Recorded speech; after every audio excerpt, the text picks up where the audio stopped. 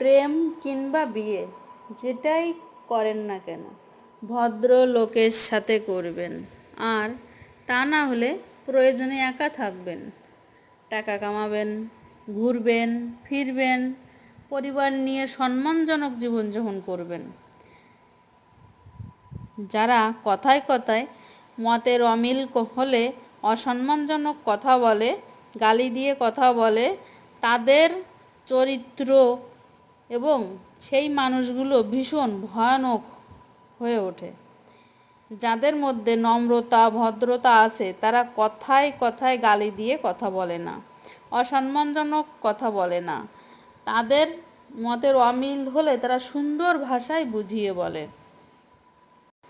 আর যারা কথায় কথায় উগ্র অসম্মানজনক কথা বলে, এই মানুষগুলোকে আপনি যতই ছাড় দিয়ে কথা বলেন না কেন, যতই ভালোবাসা দেখাতে যাবেন, ততই আপনার লস। কারণ দিন শেষে আপনাকে